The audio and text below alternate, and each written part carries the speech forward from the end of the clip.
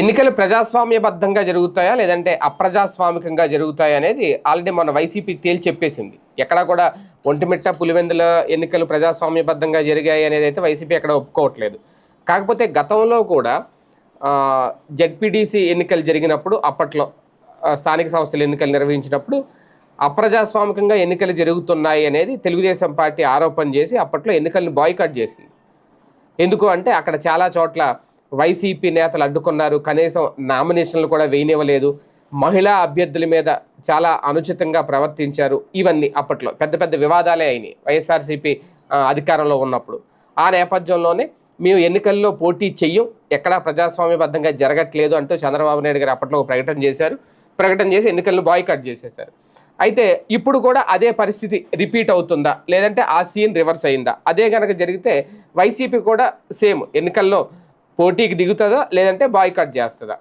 ఎందుకంటే ఇంకా గెలవలేనప్పుడు ఎన్నికలు అనేవి సర్పంచ్ ఎన్నికలైనా స్థానిక ఎన్నికలైనా ఖర్చుతో కూడుకున్న పని. ఫ్రీగా అయితే ఎన్నికలు నిర్వహించడం ఎవరి వల్ల అవ్వదు. Zero budget politics, zero budget elections అని చెప్పుకోవడానికి బాగుంటాయి కానీ ప్రాక్టికల్గా అయితే వర్కౌట్ అవ్వవు. సో అంత డబ్బులు ఖర్చు పెట్టే పరిస్థితిలో ఇప్పుడు వైసీపీ నేతలు ఉన్నారా?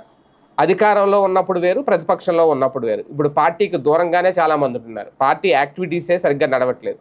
ఇలాంటి నేపథ్యంలో ఇక సర్పంచ్ ఎన్నికల్లో దగ్గరుండి డబ్బులు ఖర్చు పెట్టి గెలిపించేవారు ఎవరు అనేది ప్రతి నియోజకవర్గంలో ప్రతి ఇన్ఛార్జ్ యాక్టివ్ అవ్వాలి. ఇప్పుడు రాష్ట్ర వ్యాప్తంగా మొత్తం సర్పంచ్ ఎన్నికలు నిర్వహిస్తున్నారు అంటే ప్రతి చోట గెలుపుకు సంబంధించి. ఎందుకంటే గతానికి ఇప్పటికీ తేడా ఏంటి అంటే అప్పట్లో మొన్న జరిగినప్పుడు టీడీపీని జనసేన ఇండివిజువల్గా పోటీ చేసినాయి. ఇప్పుడు మాత్రం కలిసే పోటీ చేస్తాయి.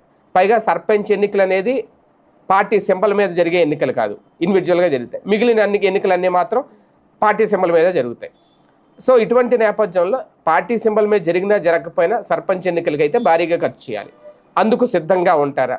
లేదు ఈ తలనొప్పంతా ఎందుకు, ఆల్రెడీ పులివెందుల్లోనే గెలుచుకోలేకపోయాం, సొంత నియోజకవర్గంలో ఒంటిమిట్టలో గెలుచుకోలేకపోయాం, ఇంకా అలాంటప్పుడు బాయ్కాట్ చేయడమే బెటర్ అని అనుకుంటుందా? ఏది ఏమైనా ఒక వర్గం చెప్తున్నది అయితే సోషల్ మీడియాలో ఈసారి వైసీపీ బాయ్కాట్ చేసినంత మేలు ఇంకోటి ఉండదు, అనవసరంగా బరిలోకి దిగి ఉన్న పరువు పోగొట్టుకోవడం తప్ప అనేది. మరి జగన్ నిర్ణయం ఎలా ఉంటుందో చూడాలి.